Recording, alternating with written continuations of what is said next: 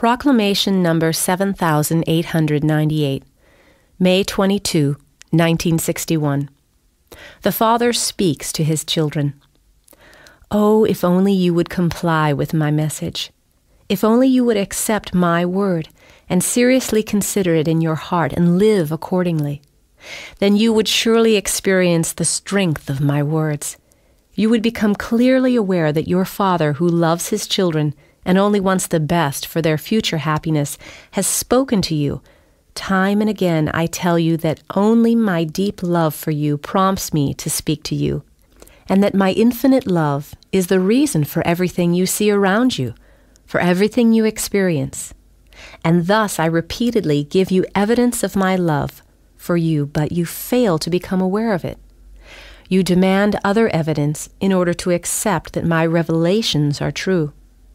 Every one of you wants to be spoken to himself, and yet I am speaking to all of you when my word sounds from above. But consider this. You originated from me as my living creations, and as my children you shall return to me again. You will have to accomplish this transformation into children yourselves, and it is up to you yourselves if and when you achieve it. If you seriously intend to reach the goal during your earthly existence, then you will accomplish this change of your innermost being. You will establish a connection with me in your heart, and thus you will also be able to hear me speak to you in your heart and be happy. Then you are restoring the right kind of relationship as between a child and its father by yourselves, and then the father will also speak to his child. The child will be able to hear its father's voice within itself and no longer doubt that the father himself is speaking to his child. Thus, this maturity is required by a person to whom I would speak directly. But mere words cannot prove this close relationship, and you should not only believe that you have shaped yourselves into children, but should endeavor to become your Father's true children. The purpose of my message from above is to encourage my living creations to conduct themselves in a manner which turns them into true children, who fulfill their Father's every will, and to whom I can also speak like a father to his children. My word from above informs you time and again of my boundless love for you. My love is so immense that I bestow you with the undeserved grace of hearing me myself, although you have not yet achieved the degree of maturity to be worthy of it. But since my love towards you has not diminished, it overlooks your faulty condition and grants you grace in abundance.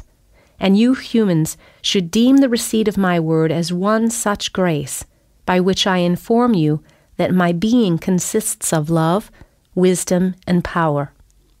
And whoever accepts my word also knows that he is forever pursued by my love, that it cares for and protects him, that it will not let him go astray, and that it wants to prepare eternal happiness for him. Therefore, he needs no further evidence of my love, because his heart can feel it as soon as it has voluntarily opened itself.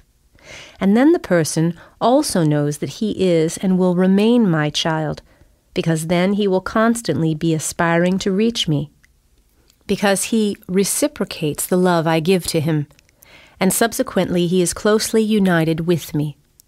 But every formality is unfamiliar to him. His spiritual life is entirely spiritually oriented. The external life hardly ever affects him. He will only emit love, and this is the sign of his soul's maturity, and not words and gestures which anyone can use even when the maturity of soul has not yet been achieved.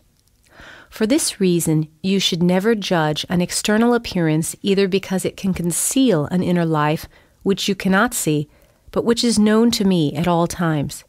Nor should you accept my word with your intellect alone, but accept it deep within your heart, and it will work on and within you when you live in accordance with it and thus fulfill my will.